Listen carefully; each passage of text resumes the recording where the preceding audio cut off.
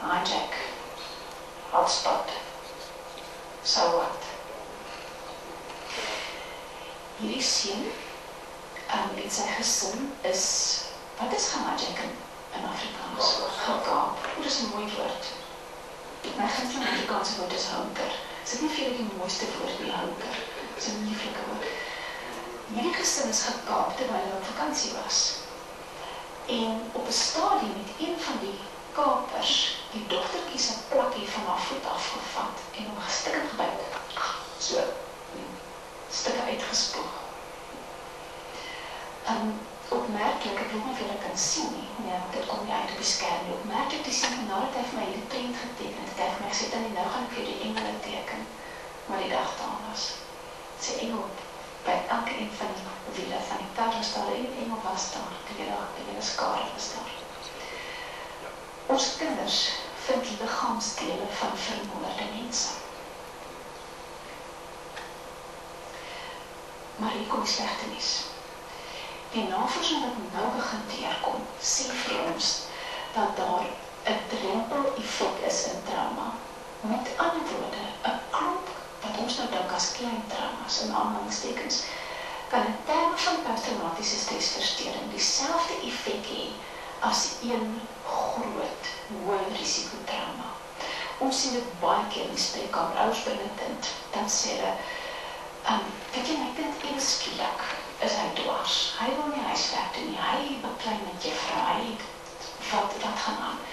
En as ons begin vra, dan sê ouers, ja, weet jy, so waar, my man is gekaap 2 jaar gelede, en weet jy wat?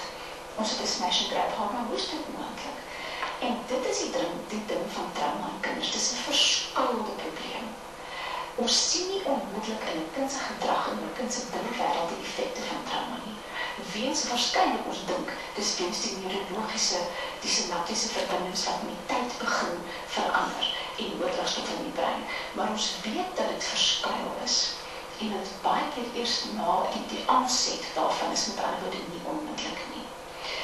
So, ons weet nou dat 'n klomp klein traumas ook vir ons kinders geweldige probleme kan veroorsaak, byvoorbeeld huisbraak.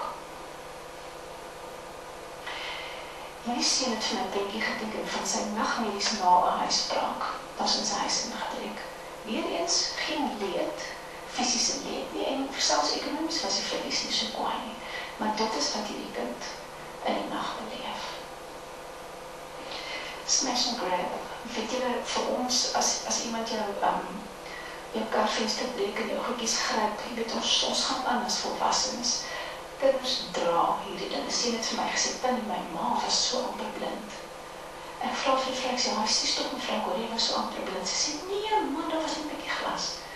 En die kind se binnewêreld het sy ma amper haar sig verloor. Vicarious, ek het julle gesê, ek ken mooi Engelse woorde.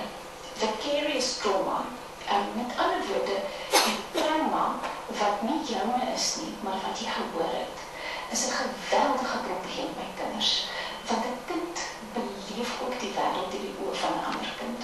En as daar iets is in die slagoffer waarna hy identifiseer, kan daai trauma-simptome 'n direkte effek hê op die waarnemer. Psigiaters gaan so ver as om te sê dat posttraumatiese stres veroorsaak kan word deur direkte, sowel as indirekte blootstelling, met ander woorde sekondêre blootstelling. Daar is nie 'n kind in Pretoria, skoolgaande kind, wat nie gehuil het, omgetrap was, of ten minste kennis gedra het van Shanti niemand, so dit nie. Wat vir my net so erg is die volgende toegesig is dat ek op die internet gesien het, maar hulle name is nie daar nie. Ons is nie 'n vry land nie. Ons kinders is nie vry voordat hulle energie kan gebruik om van ons land 'n beter plek te maak nie. Die chatbot vraag, wat maak ons? Ons moet voorkom. En as julle my net vir 'n oombliekie sal verskoon, gaan ek net verknits vanaand op my seepboks spring. Want dan julle vermeer die dink wat veel gespeeld en alrome gebrand het. Ons kan nie vir die mense stem nie. Ons kan nie vir mense stem wat veel speelt en alrome gebrand het. Goed, tot, voorbij. af van my seeboksel. Ons moet misdaad opslaan, anders werk ons in die symptome, nie aan die oorsake nie. En daar's baie slim mense wat gister en vandag vir vertel hoe om dit te doen. Ek het nie 'n klem nie. Al wat ek weet is dat ek probeer om nie te bid as te bekommer. Ek kry dit nie altyd reg nie. Ek bekommer op hierdie stadium meer as wat ek bid. Maar ons kan ook ons kinders bemagtig op 'n baie konkrete vlak. Een van die mees wonderlike oomblikke in my loopbaan was 'n paar jaar gelede. Ek leer altyd van my kliënte en van my eie kinders. As iemand jou uitkreep, dan is hy creepy. As jy bang is vir oom Jan, dan bly jy weg van oom Jan. Die is nie nou enige Jan. Dit is niks persoonliks nie. Ons leer vir kinders, elkeen van ons het interne verkeerslig. Partykeer is hy groen. As jy in die aand saam met mamma en papa sit en TV kyk, dan is hy groen, dan is jy reg. Partykeer is hy bloedrood, dan weet jy, die is groot van. En partykeer is hy geel. En as hy geel is, dan hardloop jy. 'n aantal jare gelede het een van my kliënte my gebel om te sê dat my ek was gisterand by 'n partytjie. En daar was mense wat baie gedrink het. En daar het ek oor my in die kamer ingevat en my geligheid aangegaan. En ek het gaan vir myself toegesluit op my ma en kom soek het. Net daai oomblik maak het ek my kop en dag kan weer lê en kan ek het as my werk is hier met die werk. Maar ons kan ons kinders bemagtig. Ons kan hulle nie altyd beskerm nie. Maar ons kan hulle bemagtig as jy in 'n parkeerterrein kom en is donker en jy is skrikkerig, klim in jou kar, ry. En veral ons Afrikaanse kinders ly aan ordentlikheid. Ons dokters mag nie ordentlik meer lees nie, hoor. Nie van julle wat ordentlike dokters het, ek wil nou ordentlik in die opsig van môre oom, ja oom. Julle kan sien wat my nog akkerin het. Ons wetgewing is nie te shabby nie in terme van kinderregte en kinderwet. Ons instellings is daar, maar ons twee probleme. Ons sit nie ons geld waar ons wonder is nie. Met ander woorde, die geld haak vas. As ek vandag 'n meestersgraad wil doen, of 'n doktersgraad, ek weet nie, sal dit doen, want ek versterk my brein. Maar as ek vandag 'n doktersgraad wil doen, by die effekte van HIV op kinders, gaan ek 'n string van grants kan kry. Maar as ek vandag 'n kliënt het, wat nie terapie kan bekostig nie, dan eindig dit daar.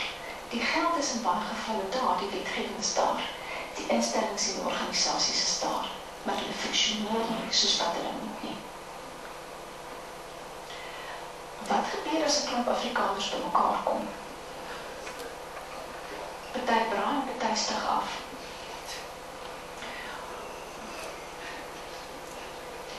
Ons is baie keer geneig om dieselfde tipe oplossings te probeer implementeer in ander kontekste.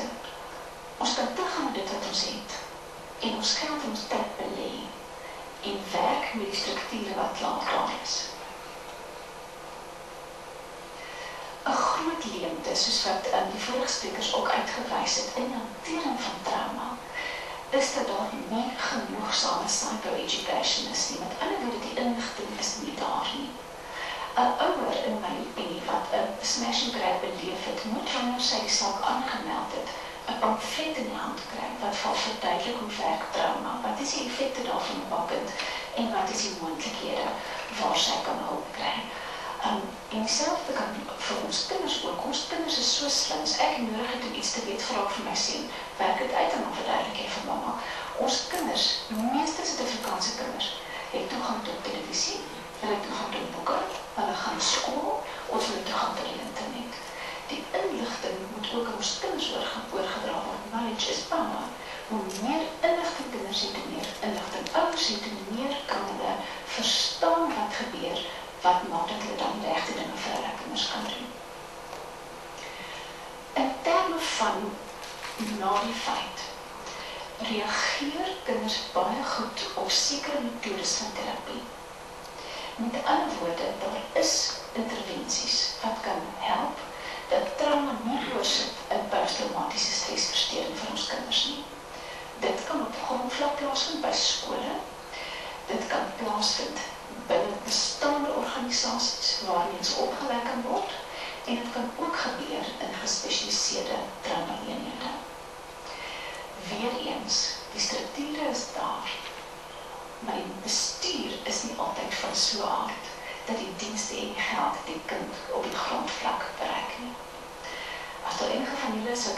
uitskryf vir die kindertrauma kliniek, is julle baie welkom. Ons aanvaar dit nie dank. Maar ek wil graag 'n beroep doen op almal familie hier vandag. As jy iemand ken by die CMR, belê jou tyd, belê jou geld. As jy ek gaan kyk op www.charity.ca, daar is soveel ruimtes waar ons al klaar kan belê. Maar die groot ding vir my, is dat ons op ons knie moet gaan. En die Here se droom vir Afrika moet afblyk. Dankie dat julle na my geluister het.